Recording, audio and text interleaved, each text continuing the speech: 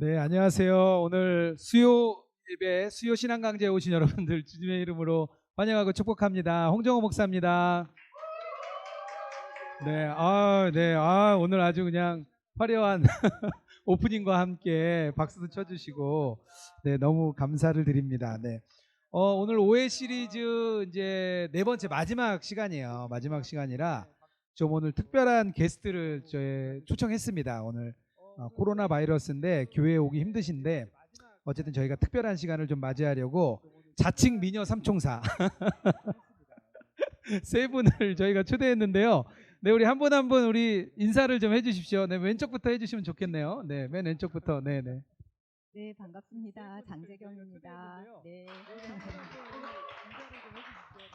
네, 안녕하세요. 김성민입니다. 자칭 아니고 타칭 미녀 삼총사입니다. 네.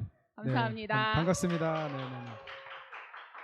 네, 안녕하세요. 이현주입니다. 반갑습니다. 네. 네, 세 분 죄송합니다. 제가 자칭이라고 해가지고. 네, 네, 타칭인데 제가 네 죄송합니다. 많은 분들이 다 이미 인식하고 있는데 저만 몰랐던 것 같아요. 죄송합니다. 네, 네 오늘 마지막 시간인데 그동안 우리 간사님들하고 전사님들이 패널 하면서 본인들 얘기를 이미 다 했다. 더 이상 이제 꺼낼 내용이 없어서 좀 힘드시다. 그래서 저희들이 좀 세 분을 모셨습니다. 왜냐하면 세 분이 제가 이렇게 듣기로는 같이 이렇게 독서 모임을 평소에 이제 하고 계시고 또 뭐 좋은 책들 가지고 많이 나눔하고 계시다. 그래서 이렇게 세 분이 오셔서 같이 나눠주실 때 조금 더 이렇게 좀 편안하게 나누실 수 있을 것 같아요. 그래서 오늘 같이 이렇게 나눔 갖고요. 나중에 저희가 전체 다 모이게 되면 그때는 같이 이렇게 좀 나누려고 합니다. 한 분 한 분 그냥 자리에서 나누려고 하니까요. 나도 나중에 이 자리에 와서 함께 좀 나눠야 되겠다 이렇게 좀 생각해 주시면 좋겠습니다. 오늘 말씀 본문 말씀 두 개인데요. 한번 같이 좀 읽고 시작하도록 하겠습니다. 갈라디아서 5장 13절하고요. 로마서 7장 4절입니다. 우리 같이 한 목소리로 좀 읽겠습니다. 형제들아 너희가 자유를 위하여 부르심을 입었으나 그러나 육체의 기회를 삼지 말고 오직 사랑으로 서로 종노릇하라. 로마서 7장 4절 읽겠습니다. 그러므로 내 형제들아 너희도 그리스도의 몸으로 말미암아 율법에 대하여 죽임을 당하였으니 이는 다르니 곧 죽은 자 가운데서 살아나신 이에게 가서 우리가 하나님을 위하여 열매를 맺게 하려 함이라. 아멘. 네.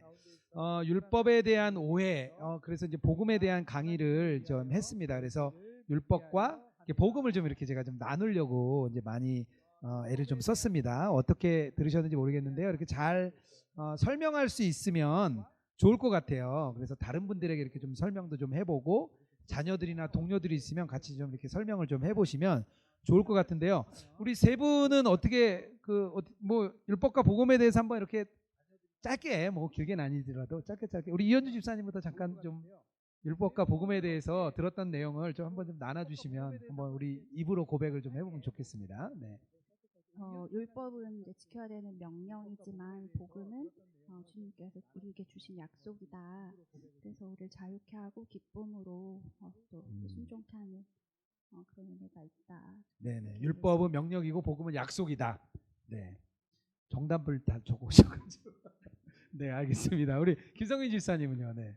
뭐 네. 본인이 생각한 대로 얘기해 주시면 네네. 되겠습니다. 제 생각에는 율법은 내가 뭔가 해야만 한다 하는 거고 복음은 하나님이 하게 해주시는 것이라고 생각합니다. 네, 아유 감사합니다. 우리 장재균 집사님은 어떻게 뭐? 네.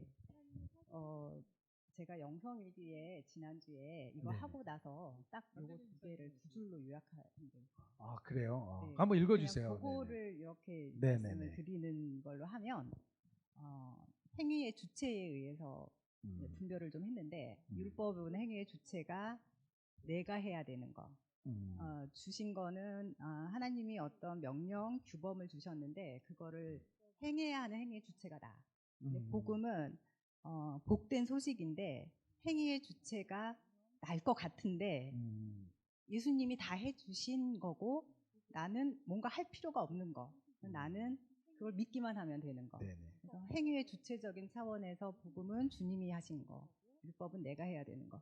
근데 여기서 하나 약간 덧붙이면 모세오경을 볼 때 저는 네네. 하나님이 왜 그렇게 율법을 복잡하고도 힘들게 만드셨을까가 읽을 때마다 궁금했거든요. 근데 어느 날 딱 읽는데 이게 사랑이구나라고 느껴졌어요.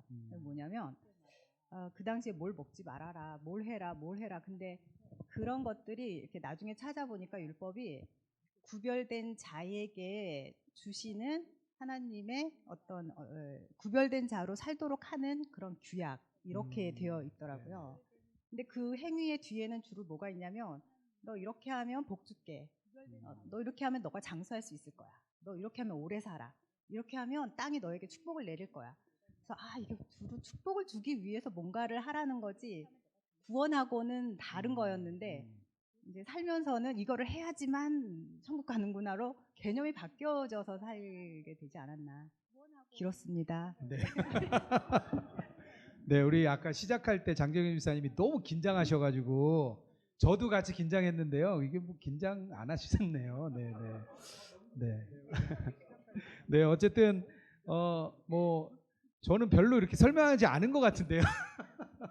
너무 더 많이 깊이 있게 네, 이렇게 깨달으신 것 같아서 역시 은혜인 것 같습니다. 네, 은혜로 많이 들어주셔서 네, 감사합니다. 제가 지난주에 이렇게 강조했던 것 중에 하나가 율법과 복음을 구분하지 못하면 신앙이 성장하기 어렵다 그 얘기를 했습니다. 그래서 이렇게 율법과 복음에 대해서 저희가 잘 구분을 하고 이해를 했기 때문에 오늘은 좀 그런 이야기를 좀 나눠보려고 그래요. 복음을 받아들인 사람들, 그러니까 그리스도인들은 어떤 삶을 살아야 되는지 그런 이야기를 오늘 좀 나눠보려고 합니다. 그래서 두 가지를 나눌 건데요. 첫 번째는요. 그리스도인은 어떤 정체성을 가지고 있는가, 이게 첫 번째 나누려고 하는 거고요. 두 번째는 그런 그리스도인은 어떻게 삶을 살아야 되나, 오늘 두 가지를 이렇게 좀 나누어 보려고 합니다. 먼저 제가 이렇게 좀 사전 질문인데요. 우리가 그런 생각을 좀 많이 좀 해야 될 것 같아요. 과연 구원받은 내가, 그리스도인인 내가 나는 세상과 어떻게 다른가, 세상과는 어떻게 다름이 있는 그런 정체성을 갖고 있는가, 그것을 우리가 좀 많이 생각해 볼 필요가 있는데요. 이 질문도 좀 이렇게 나누고 가볼까요? 우리 김성민 집사님 뭐 어떻게 생각하세요? 뭐 직장인으로서 또 사회에서 많이 살아가고 계시니까. 네. 네, 저는 정체성은 이제 이 질문을 좀 집에서 생각을 해봤는데, 사실 제가 요즘 그 광야를 살고 있는데요. 네, 근데 그러니까 정말 너무 내 힘으로 어떻게 할 수가 없는 일들 앞에서 두 가지인 것 같아요. 하나는 하나님의 사랑 안에 제가 거할 수 있다는 거. 그래서 어떻게 할 수 없는 그 막막하고 두렵고 때때로 공포가 느껴질 만큼 힘든 상황에도 하나님의 보호하심과 사랑하심 안에 있어서 참 감당을 간신히 할 수 있어지는 것 같아요. 그래서 하나님 때문에 감당할 수 있는 힘이 있는 거. 네. 그래서 하나님 사랑 안에 거한다는 것이 저한테는 중요한 의미였던 것 같고요. 그 다음에 또 하나는 이제 굉장히 여러 가지 문제 가운데 선택의 시간들 가운데 되게 열심히 주님의 뜻을 찾거든요. 여기서 제가 어떻게 하기를 바라시는지. 근데 그 주님의 뜻을 찾고 순종해 나가려고 노력하는 것이 다른 점이다. 네, 세상 사람과 다른 것 같아요.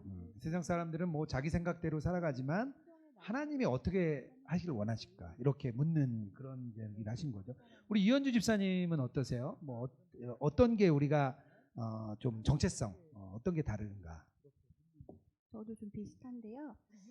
저는 하나님의 사랑을 받는 자로 자신을 알고 그다음에 하나님을 사랑하는 거. 그러니까 그래서 하나님 마음을 아프지 않게 하는 삶을 살고자 하는 그런 게 제가 그리스도인의 정체성인 것 같고 하나님 방향인 거죠. 그러고 하나님을 사랑하는. 네. 근데 세상 사람들은 하나님을 모르거나 떠나 있거나 하나님에게 관심이 없고 그래서 하나님과 상관없는 사람. 네. 생각합니다. 사실은 결론에 하려고 했던 얘기들인데 되게 다 이렇게 너무 이렇게 훌륭하신 우리 집사님들이 세 분이 오셔가지고 결론을 먼저 좀 얘기하셨는데 어쨌든 제가 앞부분 그래도 좀 얘기하고요. 나중에 뭐 결론으로 좀 넘어가도록 하겠습니다. 그리스도인의 정체성이 뭐냐 이렇게 이야기할 때 사실은 뭐 이렇게 1스텝, 2스텝, 3스텝인데 세 번째 스텝까지 가기 전에 첫 번째 스텝에서 좀 할 얘기가 있었어요. 뭐냐면 제가 소제목에도 써졌지만 죄에 대해서 죽은 자다. 이게 첫 번째 우리 그리스도인의 정체성이고요. 두 번째는 예수님과 이렇게 연합한 사람들. 그러니까 나는 죽고 예수로 사는 사람. 그러니까 죽었다는 거죠. 또 하나는 예수님과 함께 동행하며 사는 사람. 우리가 많이 알고 있는 그런 많이 들어서 알고 있는 그런 내용입니다. 첫 번째 죄에 대해 죽은 자인데요. 그리스도인이 누구냐 이렇게 이야기할 때 로마서 6장 1절에서 2절을 좀 같이 제가 넣어드렸는데요. 같이 우리 패널들도 같이 마이크로 좀 같이 읽어주시면 좋겠습니다. 같이 읽겠습니다. 그런즉 우리가 무슨 말을 하리요? 은혜를 더하게 하려고 죄에 거하겠느냐? 그럴 수 없느니라. 죄에 대하여 죽은 우리가 어찌 그 가운데 더 살리요? 이런 얘기입니다. 그리스도인이 누구냐 얘기할 때 이렇게 얘기하는 거예요. 바울 당신 말에 의하면 죄 많은 곳에 은혜가 있으니까 은혜를 더 받으려면 우리가 죄 속에 있어야 되겠네요. 이런 이야기입니다. 근데 이 질문의 답은요, 절대 그럴 수 없다죠. 왜냐하면요, 우리가 죄에 대해 죽었기 때문입니다. 죄에 대해 죽었다. 이 얘기를 저희가 많이 듣고 신앙생활을 하고 있습니다. 특별히 유기성 목사님께서 많이 우리에게 말씀해 주셨던 그런 이야기죠. 그런데 이 죄에 대해 죽었다는 이야기가 보통 한 세 가지 정도 오해가 있어요. 크게. 첫 번째 오해는 뭐냐면요, 완전주의입니다. 뭐냐면 요한일서 3장 9절인데요. 하나님께로 난 자마다 죄를 짓지 아니한다.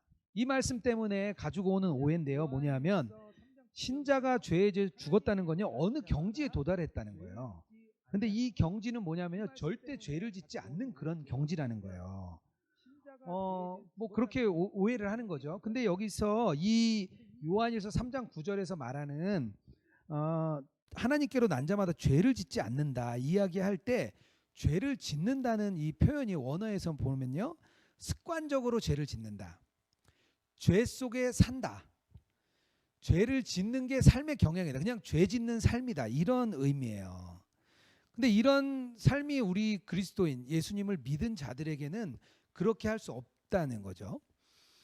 또 요한 웨슬리 목사님, 특히 감리교가요, 그런 이야기를 많이 합니다. 완전주의라고 이야기를 많이 해요. 요한 웨슬리 목사님이 완전히 죄에서부터 벗어난 사람을 주장했다고 하지 않았냐. 그런데 사실은 요한 웨슬리 목사님이 이야기했던 것은 그겁니다. 완전이라는 표현보다는 오히려 온전이라는 표현이 좋다는 거예요. 그 오톤 와일리라는 분이 웨슬리안 조직 신학을 썼는데요. 거기 읽어보니까 이렇게 나오더라고요. 이렇게 온전의 단계에 올라갔어요. 그래서 내가 정말 주님과 죄 짓지 않는 단계까지 간 것 같았어요. 그러니까 내가 온전해졌다 생각을 했죠. 그런데 다시 하나님을 바라보니까요, 더 높은 단계가 있는 거예요. 그래서 또 자기의 그 거룩과 성결을 향해서 또 올라갔어요. 그래서 내가 진짜 올라가 보니까 내가 정말 거룩한 삶을 사는 것 같아요. 근데 또 하나님을 바라보니까요, 더 또 높은 단계가 있는 거예요. 이렇게 단계를 거쳐 올라갈 때 한 단계 한 단계를 온전이라고 이야기를 하고, 웨슬리 목사님은 계속해서 하나님 앞에 거하는 것은 더 거룩해질 수 있는 단계로 나아갈 수 있다, 이렇게 완전을 말씀하셨습니다. 우리가 생각하는 진짜 죄를 짓지 않는 그런 완전은 아닙니다. 그래서 뭐 다양한 웨슬리 목사님에 대한 해석이 있지만 이렇게 해석하는 게 가장 적절하지 않나 이렇게 생각합니다. 두 번째 오해는요, 뭐냐면요, 이거는요, 죄에 대해 죽으라는 명령이 아니라는 거예요. 이게 죽기가 어려운데 자꾸 이렇게 들을 수가 있어요. 자꾸 죽어라 이렇게 듣는 거예요, 우리가. 그런데 그런 뜻이 아니라는 거죠. 내가 성질이 못 돼서요, 자꾸 성질이 올라올 때 내가 죽어야지, 내가 또 화를 냈네, 내가 또 욱하고 나면 그래 내가 죽어야지, 이렇게 생각을 한다는 거죠. 하지만 이 죄에 대해 죽었다는 거는요, 선언이라는 거예요. 바울은 이거를 죄에 대한 선언이고 그 선언을 우리가 받아들이는 것이다. 왜냐하면요, 하나님께서 우리를 뭐라고 부르시냐면요, 너희를 거룩한 성도니 이렇게 부르십니다. 이미 거룩하다고 인정을 하고 성도, 거룩한 자라고 부르시는 거예요. 왜냐하면요, 하나님은요, 우리를 지금 있는 현재의 모습만 바라보는 게 아니고요, 과거와 현재와 미래를 한눈으로 보십니다. 그러면은요, 우리의 현재 모습은 거룩하지 않은 사람일 수 있죠. 하지만 미래의 우리 모습을 하나님께서는 보시고 거룩한 자라고 인정을 해주신다. 이 거룩해지는 것, 이렇게 이제 이해를 좀 해야 되고요.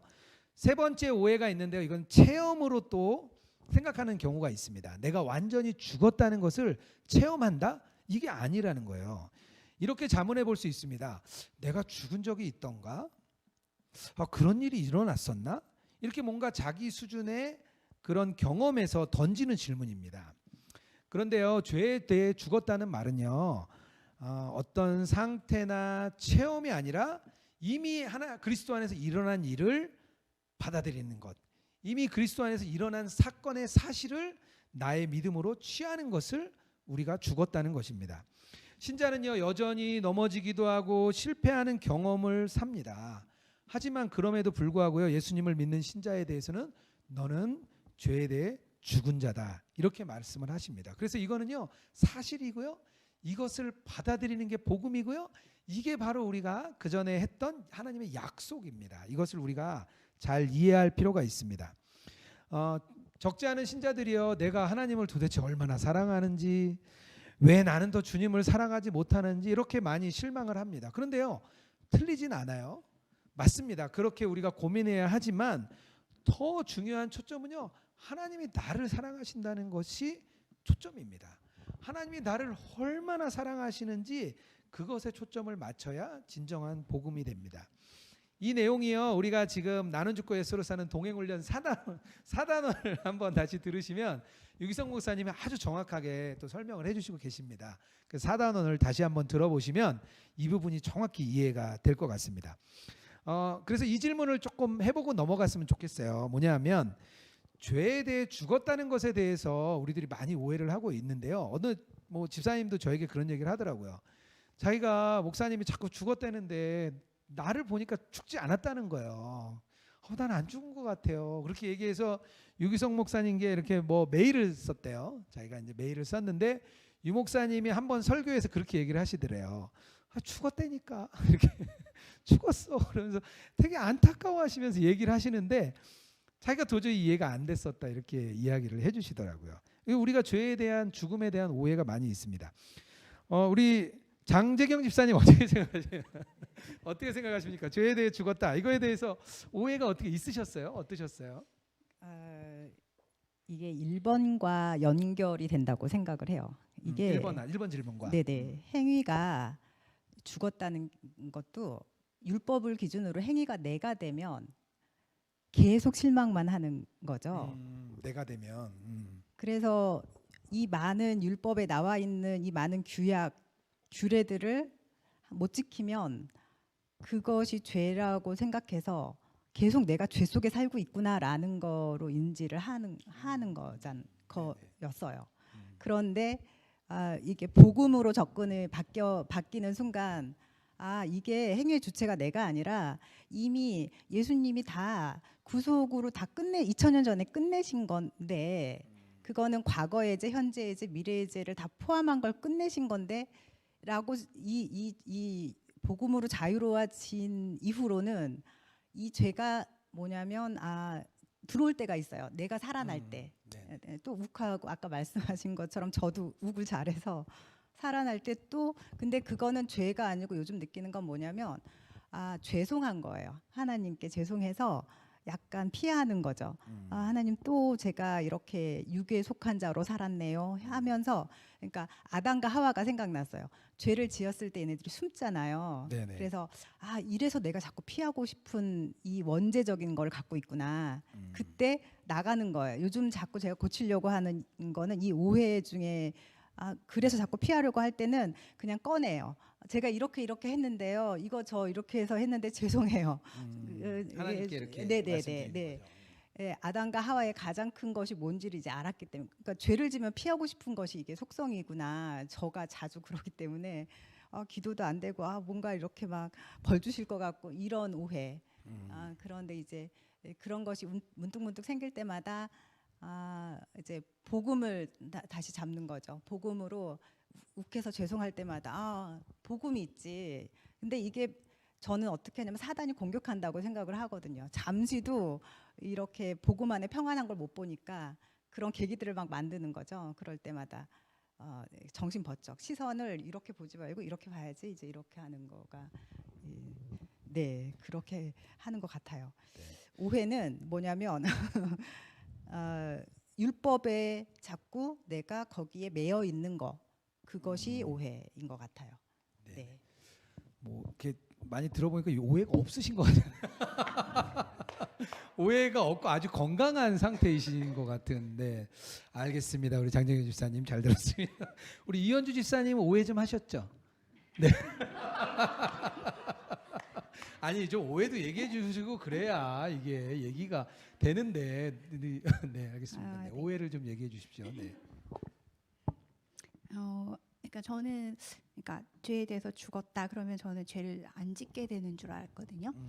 특히 이제 저는 부모님하고 같이 사는데 부모님께 제가 불순종하거나 이렇게 좀 짜증을 낼 때가 있어요. 근데 부모님이 믿지 않으시는 부모님이니까 제가 본이 돼서 이렇게 예수님을 전해야지 그런 부담은 있는데 계속 그렇게 제 성질대로 이렇게 하는, 그러니까 죄에 대해서 죽지 않고 계속 제가 살아나는 이제 이런 걸 생각할 때, 그러니까 죄를 짓지 않게, 그러니까 죄에 대해서 죽었다라고 하면 죄에 이렇게 반응하지 않는, 그러니까 첫 번째 오해 같은 거네요. 완전하게 정말 네. 죄를 안 짓게 된다. 네, 네. 그런 거에 대해서 이제 반응하지 않게 될 줄 알았는데 계속 올라와서 그런 것들이 좀 힘들었습니다.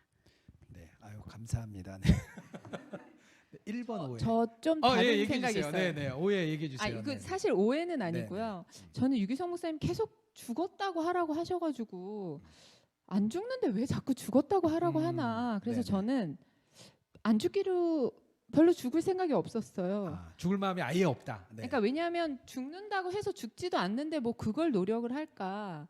그래서 죽으라고 하시지만 나는 나의 길을 간다 이렇게 생각을 했는데요. 지금 근데 이제 저는 어떤 치열한 싸움을 했냐면, 근데 저는 하나님이 저를 사랑하신다라는 것을 너무 강렬하게 느끼는 사람 중에 하나였거든요.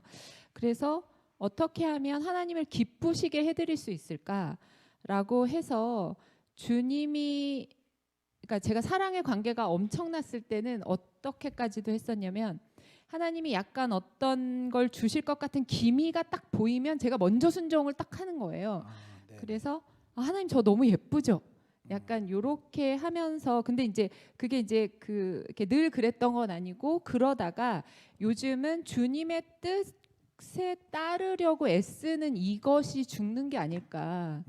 그래서 굳이 이렇게 죽었다, 그러니까 그 죽는 화두가 선한목자교회에서 엄청 되게 중요한 이슈잖아요. 네네. 근데 안 되는데 뭐 저렇게 고민을 하고 그럴까라고 생각했는데, 이렇게 하나님의 뜻에 나의 뜻을 맞추는 것이 죽음이 아닐까 생각하면서, 저는 오해는 아니고 저의 길을 좀 가다가 제대로 가는 네네. 것이 아닐까라고 생각했습니다. 네. 아유, 저 오해 감사합니다. 생각났어요. 네네. 얘기해 주세요. 네. 오해를 나눠주세요. 오해를. 네네. 네. 이거는 한동안 좀 심각하게 제가 고민했던 오해가 뭐냐면, 이 죽으라는 게 저는 자아를 죽이라는 건 줄 알았어요. 자아를 죽이라. 네. 그래서 아니 하나님이 인간을 창조적으로 만드셨는데 왜 자꾸 죽으라고 하실까? 그렇죠. 왜 자기 의지를 다 죽으면 동물과 뭐가 다를까? 자유의지를 죽여라. 네. 네. 나를 죽이라니까 내가 죽으려면 자유의지가 죽어야 되는 거잖아요. 그렇죠. 안 그러고서는 자유의지가 살아있으면 내가 살아있는 거니까 네네. 이걸 왜 죽이라고 하시지? 이게 이해가 안 됐었던 적이 있었어요. 그래서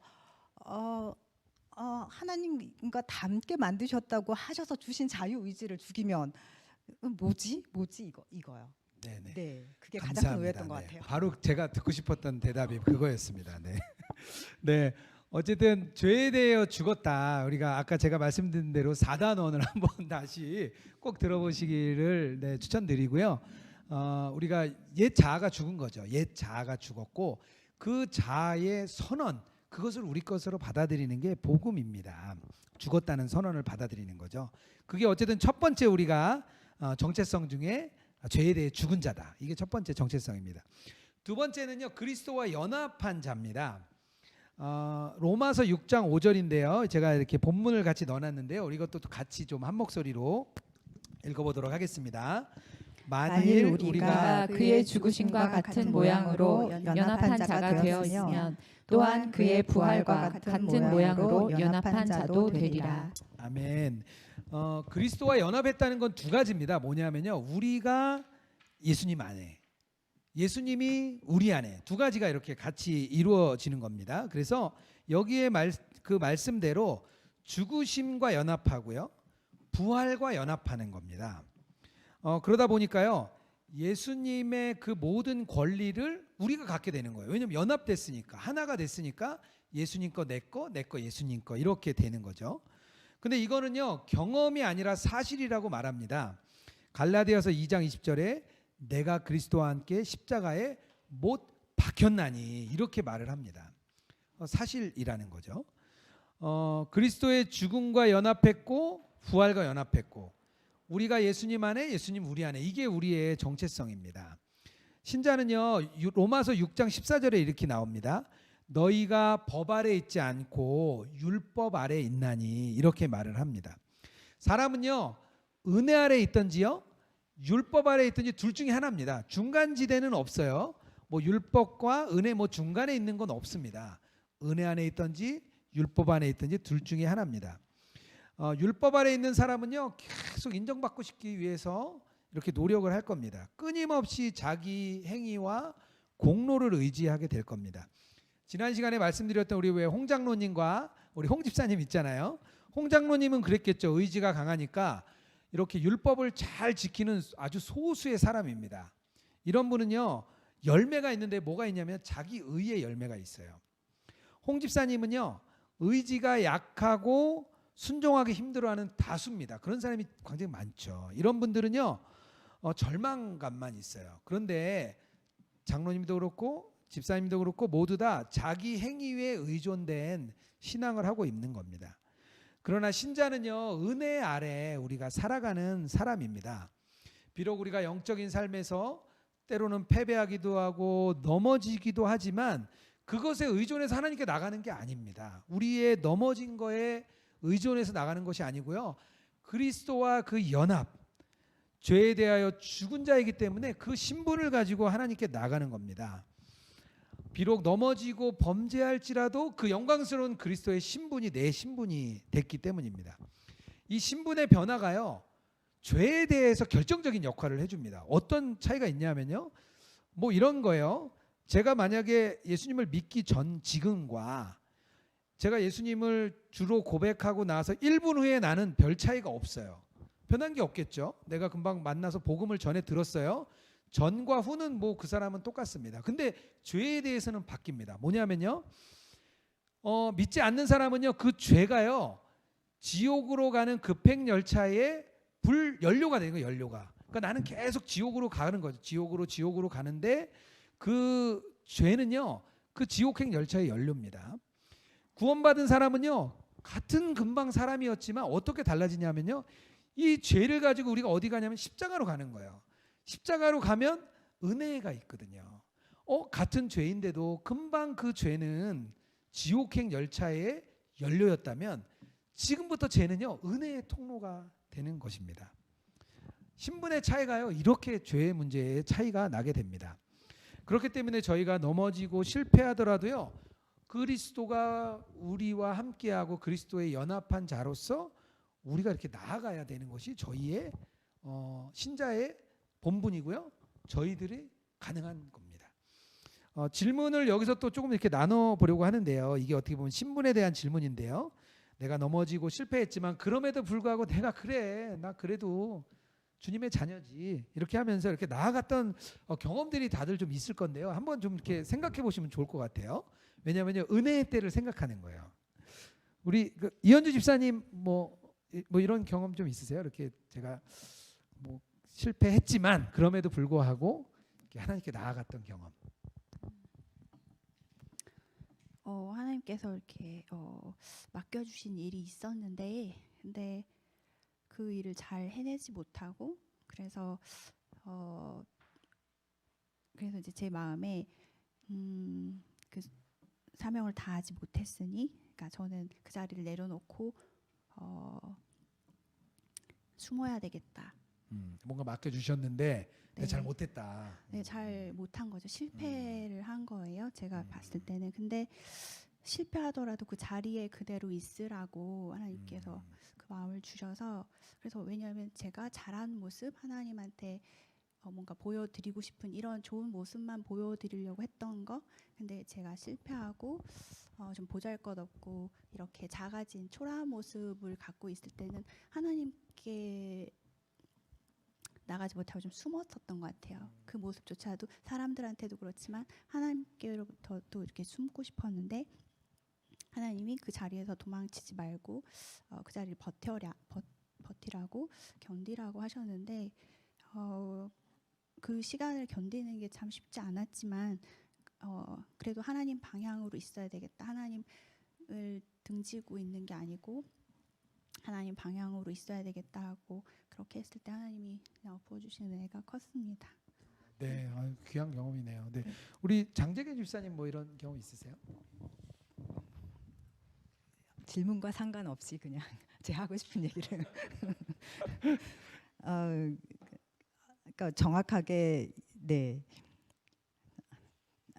저는 저의 신분, 저는 이런 건 있었던 것 같아요. 제가 지금 다니고 있는 직장에 재수를 해서 들어갔어요. 근데 1차 첫 번째에서는 1년 전이죠. 들어가기 1년 전에 몇 차 이렇게 있는데 어떻게 하다가 이제 몇 차에서 안 된 거예요. 그래가지고 기필코 내년에는 이제 이렇게 하다가 그 다음 해에 이렇게 갔는데, 이제 뭐가 있었냐면 나의 신분에 대해서 들어가서 처음에 이렇게 딱 신입사원들 딱 앉혀놓고서 뭐 앞에 나와서 이렇게 막 발표를 하는데, 보니까 주변 사람들이 다 너무너무 훌륭한 거예요.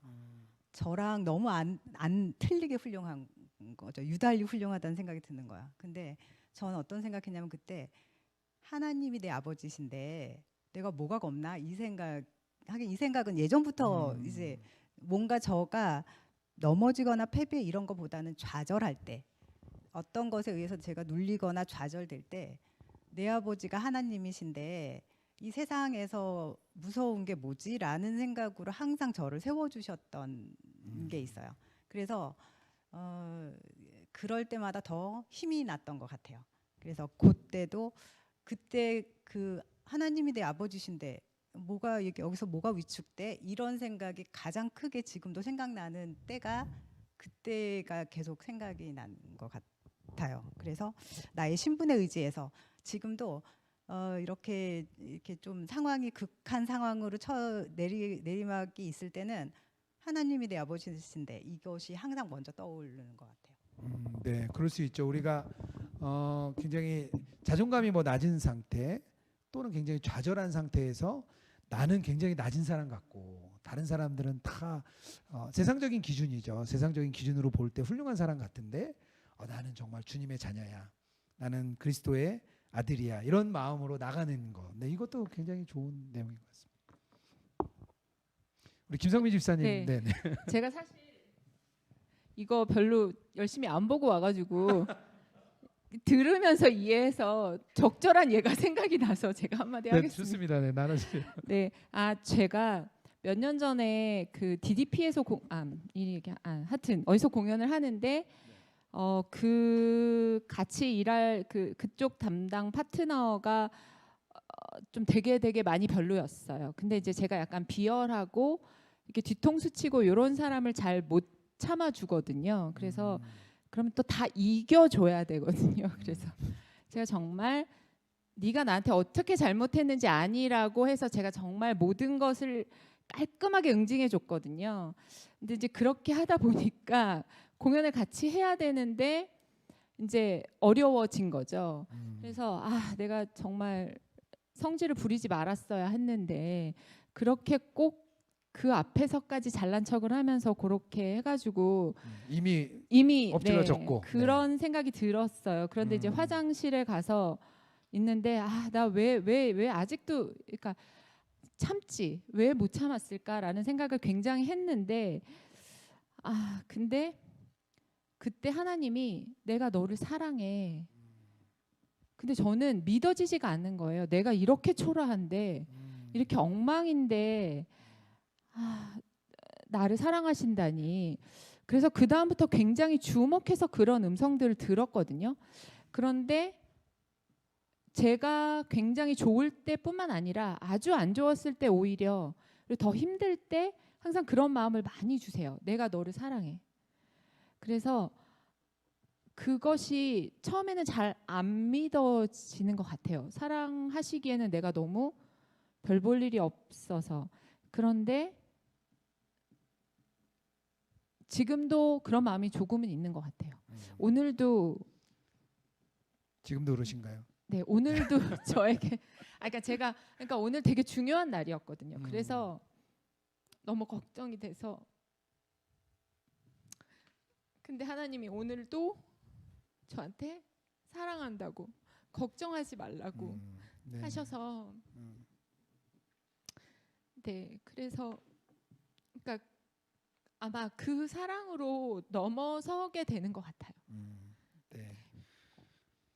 네, 맞습니다. 저희가 넘어지고 실패하죠. 그런 삶이 우리 안에 계속 있습니다. 우리의 삶이 이렇게 막 평탄하지 않은 삶이 많죠. 그런데 그럼에도 불구하고 하나님은 너의 그 모습 때문이 아니라 그리스도와 너가 하나 됐기에 내가 그리스도를 보듯이 너희들을 본단다. 하나님이 그런 주시는 은혜인 거죠. 그래서요, 저희가 그런 신분을 갖는 것은요 정말 놀라운 일입니다. 저도 이렇게 되게 많이 참는 편인데 아이들한테는 이렇게 꼭 이렇게 제가 욱하게 되더라고요. 막 못 참고 막 잔소리하고 뭐하고 하니까 저희 아이들이 저에게 별명을 지어줬는데요. 저희 아들이 저보고 급발진이라고 그러더라고요. 갑자기 잘 가다가 급발진을 한다고 그러면서 아빠 급발진이야 이렇게 얘기하면 제가 그래 미안하다 이렇게 제가 요즘에 이야기하는데요. 어쨌든 우리가 그럼에도 불구하고 하나님의 그 신분, 우리가 아들 된 신분을 정말 우리가 잊지 말아야 될 것 같습니다. 그런 신분을 가진 사람들이 그럼 우리는 어떻게 그럼 살아가야 되느냐? 이것이 우리에게 아주 큰 문제인 것 같습니다. 이 책에서는요. 우리 안에 죄가 남아 있고 왜 우리가 그리스도인이 죄를 짓게 되는지에서도 좀 자세히 나와 있어요. 근데 오늘 뭐 시간상 그것까지는 나누기는 어려울 것 같고요.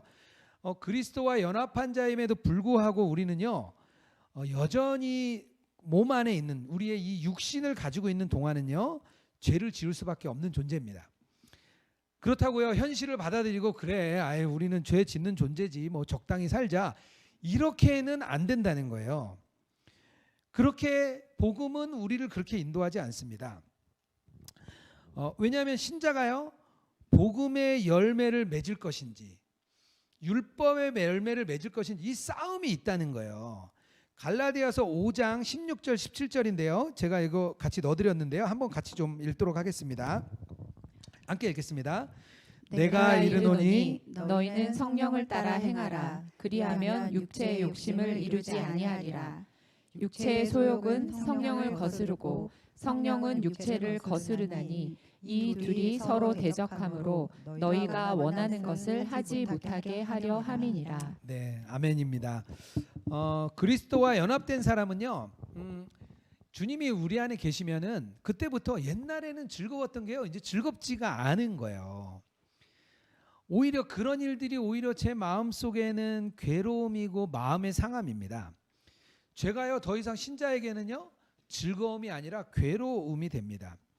사실은 뭐 먹고 싶고 갖고 싶고 하고 싶은 거 본능적인 욕구, 몸의 욕구가 있죠. 이것을 예전에 아담이 죄를 짓기 전에는 이게 다 선한 일이었어요. 단 선한 일이었는데요. 이제는 이것이 저에게 죄가 됐습니다. 아담이 범죄한 이후에 본능적인 욕구들이 다 선한 것으로 남아있지 않게 됐기 때문입니다. 죄에 대하여 죽은 신자가요 싸워야 하는 싸움은 우리가 갖고 있는 이 몸, 이 몸과의 싸움이 계속되고 있습니다. 그런 싸움을요 우리는 거룩한 성향이다. 뭐 이렇게 이야기를 합니다. 조나단 에드워즈가요 신앙 감정론이라는 책이 있는데요. 거기 그런 이야기가 있어요. 이렇게 기울어짐이라는 표현을 써요. 마치 이렇게 해가 있는데 해바라기가 해를 따라 이렇게 움직이는 것처럼 인간이 하나님을 바라보면요 하나님을 따라 이렇게 움직인다는 거죠.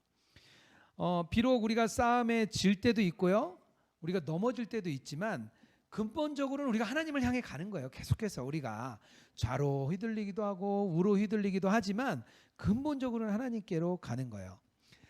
박영선 목사님이 어떤 이제 청장년들을 대상으로 이렇게 특강을 하시는데요. 거기 청장년들이 질문을 해요. 목사님 저희가 삶을 살아보니까요 좌로도 치우치고 우로도 치우치는데 이 바른 길로만 가야 되는데 저희가 길을 벗어날 때가 많습니다. 저희가 어떻게 살아야 됩니까? 이렇게 질문을 했더니 박영선 목사님 뭐라 그러시냐면요. 너무 좁은 길로 가지 말라고. 어떤 사람은 우로 많이 가고 어떤 사람은 좌로 많이 가면 그만큼 그 사람의 길은 넓은 것이다. 넓은 사람은 다른 사람을 받아줄 수 있다는 거예요. 그런데 너무 바른 길만 간 사람들은요 길이 너무 좁아가지고요 조금만 벗어난 사람도 정죄하고 판단한다는 거예요. 근데 오히려 좌우로 크게 움직였던 사람은 자기의 길이 넓어졌기 때문에 다른 사람을 받아줄 수 있는 그런 마음이 있다고 얘기를 합니다. 단 중요한 것은 우리가 방향이다. 방향을 얼마나 바르게 가고 있는가. 우리가 주님을 바라보고 주님과 함께 동행하면서 가는 그 방향이 같다면 정말 그거는 바른 길인 거죠. 단 시간의 차이는 있습니다. 우리가 여기야 라고 얘기했지만 가보니까 목사님이 여기야 그래서 금방 가면 될 줄 알았는데 한 6개월 갔는데 아무것도 안 나오는 거예요. 그래서 목사님 왜 아무것도 안 나오나요? 물어보면 목사님이 그러시죠. 난 30년을 왔네. 알고 봤더니 부산 갔는데 30년 전에 가신 거예요. 하지만 우리도 부산을 향해 걸어가고 있는 거죠. 시간이 다를 뿐이지 가고 있는 방향은 길게는 같습니다. 이런 이야기를 좀 나누면 좋을 것 같아요. 과거에는 진짜 내가 즐거움이었어요. 한번 생각해 보시면 좋을 것 같아요. 각자 자리에서. 지금은 근데 그게 내가 기쁨이 아닌 것. 이런 것들이 있을 수 있죠. 뭐 이런 이야기 제가 좀 나눴으면 좋겠다 했더니 장재경 집사님이 바로 이건 내 이야기다. 이야기를 하셨는데요. 우리 장재경 집사님 질문에 답을 좀 해주십시오. 네, 이거 질문을 보면서 이제 제일 먼저 생각난 게 있어가지고요. 저는 사실은 그렇게 즐거운 게 많지가 않아요. 뭐냐면 하여튼 바른 뭐, 생활을 하셔가지고 네네네 약간의 뭐 그런 딱 근데 그게 저는 안정되고 좋았거든요. 그래서 뭐 대학 때 남들 하는 거 이런 거를 거의 왜냐면 안 좋아서 그러니까 하면은 나쁜 거라서 안 하는 게 아니라 별로 관심이 없고 재미가 없는 거죠. 근데 제가 한 가지 즐거운 게 있었어요. 그게 뭐냐면 성취하는 거. 목표를 정해놓고 그거를 열매 따듯이 따먹는 거. 그래서 늘 삶의 목표가 있어야 되고 그 목표를 이루면 거기서 쾌감을 느끼는 거예요. 만족스럽고. 만족. 그거 대단하거든요. 근데 하나를 이루면 이제 그 만족이 이제 가요 조금. 그러고 나면 좀 허무해지면 또 빨리 목표를 만들어야 돼요. 그럼 또 그거를 이제 이루죠. 그럼 또 만족해요. 이것이 이제 도가 세지는 거예요. 성취감이 계속. 그러니까 이게 목표가 점점 커지고 그거를 위해서 더 많은 시간을 들이고 그거를 이제 하나님께 해요. 하나님 이거를 하시면 하나님도 좋으시죠. 이거를 통해서 하나님 더 많이 영광 받으실 수 있잖아요. 하나님도 좋으시죠. 이러면서 계속 목표를 쌓는 거죠. 그런데 어느 순간 그게 계속 하나님은 불쌍하셨는지 어쨌든 계속 이렇게 하다 보니 만족이 짧잖아요. 끝이 없잖아요. 근데 어느 날 제가 옆에 있는 분에게 선배님은 인생의 목적이 뭐예요? 이렇게 물어본 적이 있었어요. 저는 목적이 계속 성취였거든요. 근데 너무 허무한 거죠. 이게 뭔가 도대체 어디까지 성취를 해야 되지? 이런 생각이 들었었는데 이제 하나님이 그거를 잘 정말 오래 참으시고 야단도 아주 그냥 정말 깨달아 알게 이렇게 하셔서 지금은 어떻게 여기서 보면 성취감이 이제는 즐거움이 아닌. 네, 즐거움이라기보다는 지금은 어떻게 기도를 하냐면 하나님 이게 만약에 저가 이거를 예를 들어 그게 권력이던 뭐 세상적인 유익이던 이것이 저가 가졌을 때 이게 하나님의 뜻에 안 맞으면 저한테 오지 않게 해주세요라고 기도가 오히려 돼요. 지금은 안 오게 해주세요. 그러니까 했을 때 이것을 통해서 이게 하나님의 기쁨이 되고 영광이 되면 그때 오게 해주시고요. 혹시나 제가 아직도 철이 덜 나서 이걸 통해서 시선이 달라지면 차라리 오지 않게 해주세요로 가는 것 같아요. 이것은 저는 많이 큰 제 삶의 변화가 아닌가 생각합니다. 세상에 대한 성취감이 즐거움이었다면 이제는 그렇지 않게 하나님께 묻고 나가는. 네.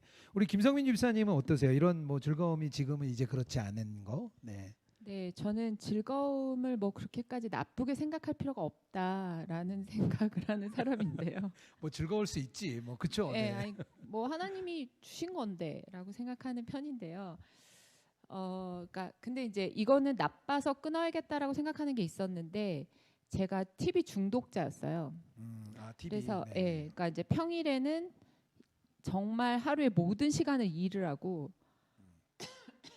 주말에는 TV에 올인을 하고 약간 그런, 그래서 정말 모든 드라마를 다 꿰고 다 거의 비평을 하고 작가가 문제다 이거는. 그랬었는데 제가 그런 생각을 계속했었어요. 내가 이 시간에 책을 봤다면 위대한 인물이 되지 않았을까. 그랬었는데 TV를 끊은 지가 한 1년이 넘은 것 같고요. 유익이라면 그러니까 괴로우신 거죠? 이제 TV 보는 게. 예, 그게 아직도 즐거우신 건가요? 그러니까 어쩌면 드라마를 보면 또 홀릭할 수도 있을 거라는 생각이 들지만 네네. 결정적으로 괴로운 포인트는 지금 이제 정말 미디어를 거의 다 차단했어요. 심지어 SNS도 페이스북도 필요할 때 잠깐 앱을 아예 그냥 지웠어요. 인스타, 페이스북 다 지울 만큼. 그런데 그게 주는 영적인 영향력을 제가 너무 느꼈거든요. 그러니까 영적으로 굉장히 안 좋아요. 그러니까 유튜브도 제가 저는 패션이 중요하거든요. 패션, 메이크업 이런 거 되게 중요한 사람인데 그것도 최근에 잘 못 보겠어요. 그러니까 그거를 한두 시간 보고 있으면 영적으로 제가 굉장히 다운된 걸 느껴서 그래서 네, 저한테 있어서의 기쁨은 오히려 네, 최근에 제가 성경 읽기를 하고 있거든요. 매일 1시간 네, 큰 소리로 은혜롭게 읽기 마무리. 하는데 아니 진짜로. 그래서 그러니까 제가 하고 싶은 얘기는 그러니까 그 영적인 상태를 깨끗하게 유지하기 위해 되게 노력하는 것이 기쁨이 된 것 같아요. 그래서 제가 드라마랑 이걸 바꾼 거죠. 네, 아멘입니다. 우리 들으시는 분들도 다 좀 생각해 보시면 좋을 것 같아요. 이전에는 내가 그게 즐거움이었는데 이제는 즐거움이 되지 않는 것들 이렇게 많이 생각해 보셔야 됩니다. 사실 우리가 이렇게 죄에 대해 죽고 또 주님과 연합해서 살아가는 것은요, 그냥 앉아 있는다고 되는 것은 아닙니다. 저절로 사라지는 게 아니기 때문에요. 사도 바울도 자신이 하나님을 경험하고 깊이 의식하며 살았던 분인데도 불구하고 자신의 몸을 쳐서 복종한다 이렇게 말을 했습니다. 히브리서와 고린도전서에서는요, 그리스도인의 삶은 인내하고 달려가는 경주다 이렇게 이야기를 했고요. 고린도전서 9장에는요, 권투시합처럼 격렬한 싸움이라고도 이야기했습니다. 히브리서는요, 피 흘리도록 싸워야 된다 이렇게 이야기하고 있고요. 에베소서에서는요, 전신갑주를 입고 싸워야 된다까지 이야기했습니다. 신자는요, 이 싸움이 면제되는 사람들이 아닙니다. 오히려 이 싸움 속으로 들어가야 되는 거죠. 그런데 이 싸움의 동력이 있는데요, 이 싸움의 동력은요, 바로 율법이 아니라 복음인 것이죠. 갈라디아서 5장 13절을 제가 한번 좀 읽어보겠습니다. 형제들아, 너희가 자유를 위하여 부르심을 입었나니 그러나 그 자유로 육체의 기회를 삼지 말고 오직 사랑으로 서로 종노릇하라 이렇게 말씀했습니다. 사랑 때문에 종이 된다는 거예요. 예수님이 십자가에 달리신 이유는요, 사랑 때문에 종노릇하신 겁니다. 하나님이 우리 백성들을 사랑하시기 때문에 그리스도를 이 땅에 보내셨는데요. 그 그리스도께서 십자가의 죽으심까지 종이 되신 거예요. 사랑의 종이. 종이 된다는 걸 친히 보여주신 겁니다. 출애굽기 21장에 그런 이야기가 나와요. 종이 원래 7년째가 되면 풀어지게 돼 있습니다. 그럼에도 불구하고 주인을 사랑하고 자기의 처자식을 사랑해서 나는 자유인이 되지 않고 영원히 종이 되겠습니다. 이렇게 얘기하고 자기 귀를 뚫는 그런 관습이 있었습니다. 그런 명령, 율법이죠. 우리가요, 사랑 때문에 예배하고 사랑 때문에 말씀 읽는 거고요, 사랑 때문에 기도하고 사랑 때문에 봉사하고 사랑 때문에 율법을 지키는 것, 사랑 때문에 종노릇하는 게 우리의 그리스도인의 모습입니다. 에콰도르 선교사 28살에 죽은 이 에콰도르 선교사 짐 엘리엇이요, 바로 이 율법, 이 출애굽 21장을 묵상하고 사랑으로 종노릇했습니다. 그가 20살 때 이 본문을 읽고 이렇게 썼어요. 제가 한번 읽어볼게요. 주님은 제게 주님은 섬길 수도 있고 제 길을 갈 수도 있는 절대적인 자유를 주셨음을 압니다. 그러나 저는 영원히 주님을 섬기렵니다. 왜냐하면 주님을 사랑하기 때문입니다. 저는 자유인으로 하나님을 떠나지 않겠습니다. 제 길을 뚫으소서. 이렇게 짐 엘리엇이요 고백했어요. 그리고 그는 영원히 하나님의 종이 됐습니다. 사랑으로 종노릇한다는 것은요, 이런 이야기입니다. 또 하나 중요한 것은요, 거룩한 열매가 맺어진다는 거예요. 그리스도인이 살아가는 삶에는요, 거룩한 열매가 맺어지게 돼 있습니다. 어떤 집사님이 그랬다 그래요. 속장님 한 분이 저에게 물어보시더라고요. 자기가 이제 속회원에게 한 분에게 이렇게 권면을 했대요. 야, 집사님 이제 교회에 사역도 좀 하시고 교회에 이렇게 헌신하시면 좋겠습니다. 그랬더니요, 이분이 그랬다는 거예요. 나는 마음이 안 움직여요. 저를 한번 하나님이 저를 좀 감동시켜 보시라고 얘기 좀 해주세요. 뭐 이렇게 얘기했다는 거예요. 난 감동이 없으니까 하나님 날 쓰시고 싶으시면 날 감동시키세요. 이렇게 이야기했다고 하는 겁니다. 이런 표현들을요, 사실 율법 폐기론, 그러니까 방종이라고 하는 거예요. 방종. 율법도 필요 없고요, 율법 나에겐 필요 없는 거예요. 근데요, 이런 분들은요, 심각하게 고민을 해봐야 됩니다. 내가 과연 정말 복음 안에 있는 자인지 심각하게 고민해야 됩니다. 로마서 7장 4절에 보면요, 이렇게 말씀이 있습니다. 우리가 하나님을 위하여 열매를 맺게 하려 함이라. 우리는요, 열매를 맺는다는 거예요. 이 열매를 맺는 거를요, 그리스도와 결혼을 통해서 이렇게 좀 쉽게 이야기합니다.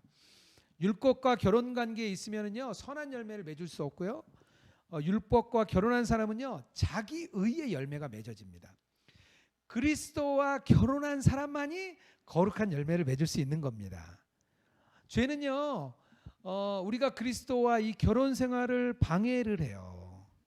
그래서 율법이요, 나쁜 게 아니라 죄가 이 율법을 악용하는 겁니다. 율법을 악용해서 그리스도와의 나와의 결혼의 관계를 자꾸 방해를 하는 거예요.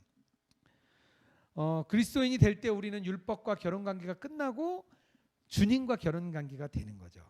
그래서요, 우리는 율법에 정죄함이 없는 겁니다. 사도 바울은요, 죄를 고백하는 사람에게 정죄함이 없다고 얘기한 게 아니라요, 그리스도 예수 안에 있는 사람에게 정죄함이 없다고 얘기를 했습니다. 신자는요, 이렇게 죄를 진다고요, 지옥에 가지는 않습니다. 단 사랑하는 하나님의 마음을 아주 아프게 하는 겁니다. 율법주의나 율법 폐기주의는요, 하나님의 마음을 상하게 함으로 인해서 우리와 하나님의 관계를 아주 소원하게 해버립니다. 그래서 우리가 그리스도와 함께 있을 때 거룩한 열매, 사랑의 열매가 맺어지게 됩니다. 우리가 복음으로 살아낼 때 우리가 사랑으로 주님의 종이 되고요, 또 거룩한 열매가 우리에게 맺어지는 게 우리 그리스도인의 삶입니다. 율법에 대한 오해, 하나님에 대한 오해가 풀어질 때 우리 안에 그런 일들이 일어나게 되는 것입니다.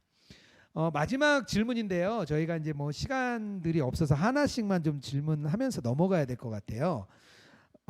이제 하나님의 맺게 해주신 열매가 혹시 있으신지, 뭐 우리 장정희 집사님 요거 조금 짧게 이렇게 좀 나눠가야 될 것 같습니다. 짧게. 저는 짧게 시선이 바뀐 거예요. 시선이 바뀌었다. 네네. 네. 시선이 아까 말씀하신 것처럼 저는 이게 옳죠 주님, 이렇게 이제 하나님께 다가갔던 거를 하나님이 옳다고 생각하시는 쪽으로 자꾸 시선이 보아지는 것. 그러니까 아담과 하와의 죄가 먹음직하고 보암직한, 이것이 우리가 살아가면서 눈에 다 보여지는 것이 먹음직하고 보암직한 것들에 시선이 자꾸 가는 거. 아까 제가 말씀드린 성취나 뭐 이런 것들도요. 근데 이제 이런 것이 아니라 거룩한 열매로 맺어진 거는 하나님이 뭘 기뻐하실까? 하나님의 어떻게 하면 내가 하나님의 영광스럽게 사는 삶을 조금이라도 다는 못하지만 살 수 있을까? 이런 것에 훨씬 더 관심이 가는 시선으로 바뀌는 거. 이것이 아닌가라는 생각을 하게 됩니다. 네, 우리 열매 자체가 진짜 시선이 바뀐. 네, 네. 우리 김성민 집사님도 뭐 열매. 네, 저의 열매는 가족인 것 같아요. 네, 가족 관계가 아주 나쁜 편이었어요. 제가 TV 중독인 게 집에 가서 아무 생각도 안 하고 아무 말도 안 하려고 그랬거든요. 근데 지금은 네, 제가 최근에 아빠랑 살면서 너무 행복하다라고 생각을 하게 됐거든요.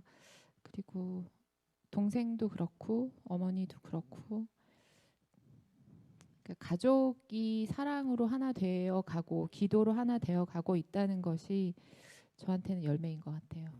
네, 우리 김성민 집사님 이렇게 가족 기도 제목 나눠주실 때 되게 그 가족 안에 사랑이 담아 있거든요. 열매로 그게 나타나는 거네요. 네, 아이고, 감사합니다. 우리 이현주 집사님 그 다음 질문 어떠세요? 이렇게 자유로워져야 할 율법. 내가 이런 거는 좀 자유로워져야지. 뭐 그런 율법 이렇게 새로운 마음이 생긴 거 있으세요? 저는 이제 안식일을 지키는 거에 대해서 근데 월요일에 뭐가 해야 될 게 있으면 제가 밤 12시를 기다렸다가 네, 그래서 그렇게 땡 하면 하는 걸로 안식일을 지키려고 하는데 굉장히 제가 스스로 이렇게 봤을 때도 너무 매여 있는 것 같은 거예요. 주님이 안식일을 허락하신 이유는 그 안에서 이렇게 주님을 교제하고 누리고 공동체와 그런 거 그걸 즐거워하라고 하시고 쉼을 주시려고 한 건데, 저는 그거를 기계적으로 문자적으로 딱 그렇게 해서 그랬던 거에서 좀 하나님의 그 원래 안식일을 주시려고 했던 그 마음을 이해한다면 좀 더 자유로워질 수 있지 않을까. 그러니까 율법으로 안식일을 시간적으로 이렇게 지켰던 것들. 네네. 자유해지셨나요? 네. 뭐그 12시 전에 하시고. 네, 아유 감사합니다. 우리 세 분에게 이렇게 좀 짧게 뭐 시간상 이렇게 좀 해주셨으면 하는 게요. 이렇게 오해 시리즈 하나님에 대한 오해, 율법에 대한 오해 이렇게 듣고 같이 나눔하시면서 오늘도 특별히 패널로 이렇게 같이 해주셨는데요. 내가 깨달은 점이나 새롭게 이렇게 뭐 이렇게 적용한 거 뭐 이런 거 있으면 우리 장정현 집사님부터 이렇게 쪼로록 나눠주시고 끝내면 될 것 같습니다. 네. 깨달은 어쨌든 이 시간 전체를 통해서 구속에 의한 자유를 더 확실하게 더 기쁘게 누렸던 것 같아요.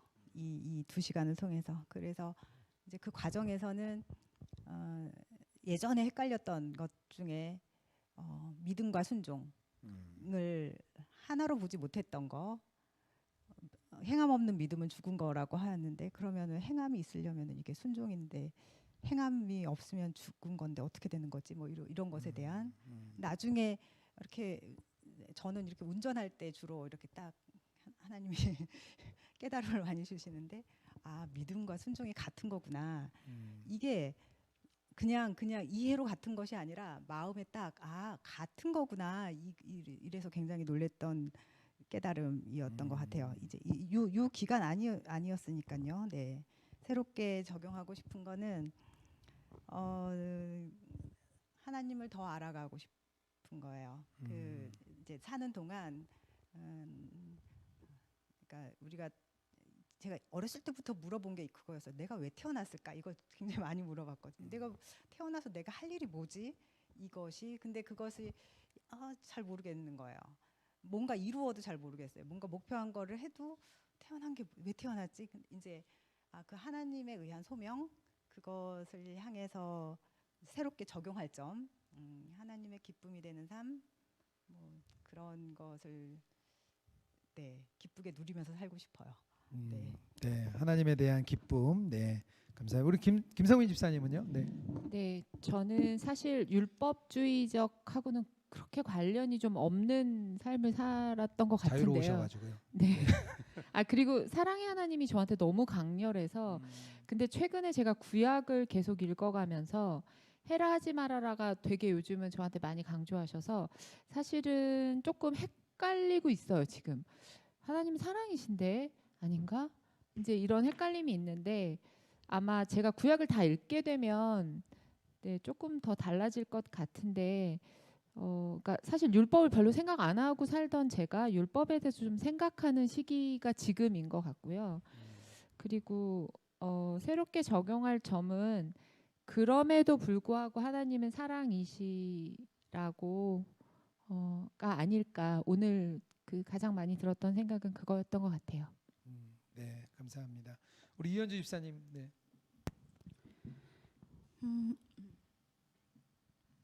저는 이제 좀 율법주의적으로 살았던 것 같아요.